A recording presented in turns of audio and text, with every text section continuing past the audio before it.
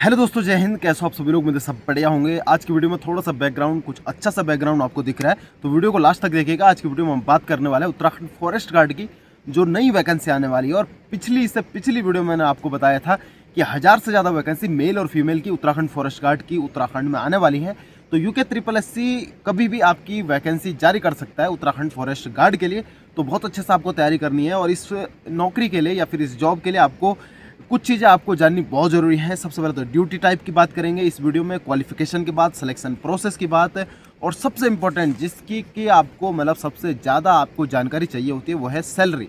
तो आपकी Uttarakhand forest guard में कितनी सैलरी रहने वाली है, उसके अलावा आपकी एज लिमिट क्या रहने वाली है, तो ये सारी चीज़ें हम इस वीडियो में बात करने वाले हैं। तो वीडियो को लास्ट तक देखिएगा और आपको ये सारी इन्फॉर्मेशन इस वीडियो में मिलने वाले हैं। सबसे पहले शुरू करते हैं कि उत्तराखंड फॉरेस्ट गार्ड की जो ड्यूटी टाइप होती है उसमें क्या क्या आपका मतलब ड्यूटी आपको करनी होती है। तो सबसे पहले तो उत्तराखंड का जो फॉरेस्ट गार्ड है उत्तराखंड में, तो वो बीट इंचार्ज होता है। यानी कि अपनी बीट का एक छोटा सा एरिया डिसाइड किया जाएगा। जैसे एक जंगल है तो जंगल में, या फिर कोई नेशनल पार्क हो गया जैसे Corbett national park, Rajaji national park या गंगोत्री नेशनल पार्क हो गया, इनमें आपको ड्यूटी मिल सकती है। एक बड़ा एरिया आपको मिलेगा, कुछ एकड़ का एरिया होगा, उस एकड़ में आपको मतलब अपना आपका एरिया होगा, उस एरिया की निगरानी आपको रखनी होगी।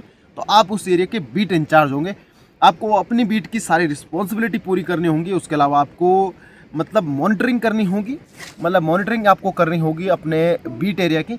और संसाधन जो है आपकी, जो नेचुरल रिसोर्सेज आपके बीट एरिया में पड़ता है, उनका दोहन होने से आपको बचाना होगा।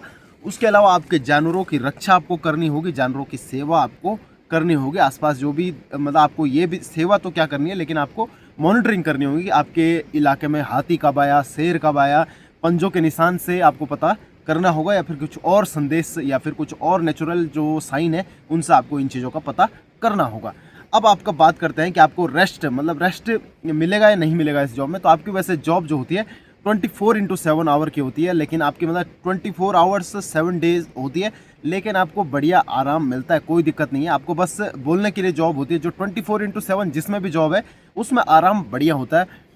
तो आराम आपको बढ़िया मिलने वाला। आपको अपने बीट की देखभाल करनी है, उसके अलावा फिर वापस आ जाइए अपने जहाँ भी आप रह रहे हो वहाँ बढ़िया से आराम कीजिए। फिर थोड़ी देर में निगरानी गश्त मारने चले जाइए, देखिए क्या हालचाल है, क्या मतलब कोई नई सूचना है तो वहाँ चले जाइए। इस प्रकार से आपको ड्यूटी करनी होती है। अब बात करते हैं क्वालिफिकेशन आपके लिए क्या होती है। क्वालिफिकेशन आपकी 12th पास होनी चाहिए, मेल और फीमेल दोनों के लिए।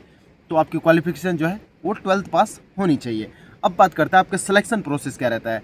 देखो, पहले सिलेक्शन प्रोसेस इस प्रकार से था कि पहले आपका रिटर्न होता था, फिर आपका फिजिकल होता था, लेकिन इस बार आपका पहले फिजिकल होगा, उसके बाद आपका रिटर्न होगा। रिटर्न में आपके 40 मार्क्स की उत्तराखंड जीके पूछी जाती है, 40 मार्क्स की ऑल इंडिया जीके, रीजनिंग, और ये इसी में इंक्लूड होता है, कंप्यूटर इंक्लूड होता है।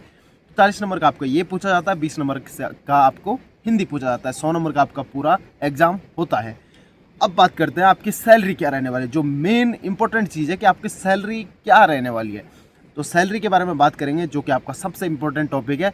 सबसे पहले तो आपका बेसिक पे कितना होता है। आपका बेसिक पे होता है 21,700 रुपये, और 21,700 आपका बेसिक पे होता है। अगर 8th पे कमीशन आता है तो आपका जो है बेसिक पे बढ़ सकता है। अब आपकी जॉब रहने वाली है लेवल 3 की जॉब रहने वाली है, और आपका जो ग्रेड पे है वो 2,000 रुपये रहने वाला है। अब बात करते हैं आपका बेसिक, आपकी टोटल सैलरी लगभग लमसम कितनी बैठेगी। सबसे पहले आपके बेसिक पे जो है 21,700 रहता है। आपका डीए जो है वो लगभग 60% मान के चलिए 13,020 रुपये के समथिंग बनेगा। आपका एचआरए जो है वो आप मान के चलिए 1,000, 2,000 या 1,800 2,000 के बीच आपका रहेगा। वो एरिया के ऊपर डिपेंड करेगा कि आपका एचआरए कितना रहने वाला है। अब अगर हिल अलाउंस लगभग 200 रुपये आपको मिलता है, तो हिल अलाउंस हो गया।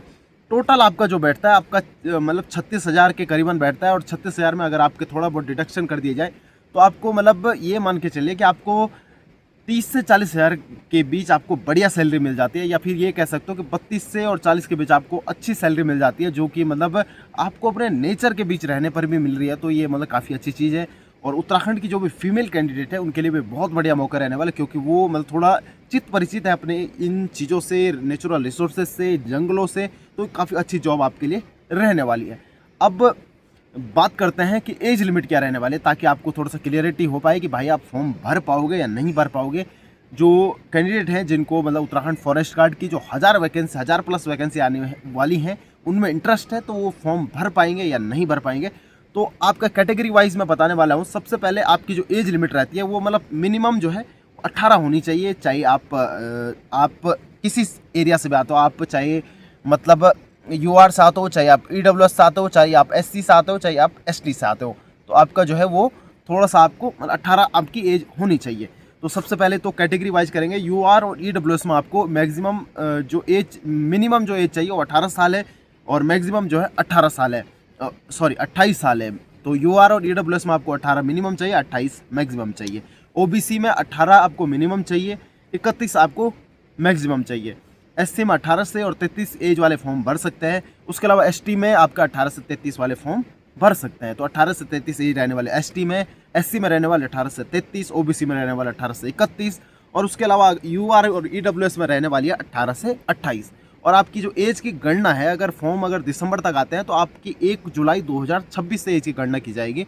लेकिन अगर आपके लगभग अगले साल आते हैं तो वो फिर जनवरी से काउंट होगा। लेकिन अभी आपकी जो एज काउंटिंग होगी वो 1 जुलाई 2026 के बेसिस पे होगी कि आपकी एज अगर 18 पूरी हो रही है 1 जुलाई 2026 को, तो आप उत्तराखंड फॉरेस्ट गार्ड का फॉर्म भर सकते हो। और अगर आपकी मतलब जो मैक्सिमम एज लिमिट है, जैसे यूआर ईडब्ल्यूएस के लिए 28 है, ओबीसी के लिए 31 है, एससी और एसटी के लिए आपके 33 है, तो अगर 1 जुलाई 2026 को आपकी इससे ज़्यादा नहीं हो रही है तो आप डेफिनेटली फॉर्म भर सकते हो। अब लास्ट टॉपिक बात करते हैं, जिसको मैंने पहले तो नहीं कहा था लेकिन बता देते हैं इसको, इसके बारे में भी। आपको छुट्टी कितने मिलने वाली है? तो सबसे पहले तो आपको छुट्टी जो है वो कैजुअल लीव कितने मिलने वाली है? तो कैजुअल लीव आपको मिलने वाली है 14। तो 14 आपको कैजुअल लीव मिलती हैं और आपको जो ईएल है वो 30 मिलती हैं। तो 30 आपको ईएल मिलेंगे और 14 आपको सीएल मिलने वाली है। तो ये आपकी बढ़िया छुट्टी मिलने वाली है। और छुट्टी अगर आपकी जॉब थोड़ा सा मतलब लोकल एरिया में लग जाती है तो इतनी छुट्टी की आपको ज़रूरत भी नहीं पड़ेगी, मतलब आपका जो काम है वो बढ़िया से निपट जाएंगे। तो और आपको अगर लास्ट में थोड़ा सा बता देता हूँ कि अगर आपको पढ़ाई का टाइम चाहिए तो ये जॉब आपके लिए बेस्ट रहेगी। किसी भी आगे की चीज़ की तैयारी आप करना चाहते हो तो आप मतलब बढ़िया से पढ़ाई भी कर सकते हो। तो उत्तराखंड फॉरेस्ट गार्ड की ये वैकेंसी की हमने पूरी इस वीडियो में बात करी। जो जो आपको जानकारी चाहिए थी इस वीडियो से आई होप कि आपको मिली होंगी A to Z चीज़ें।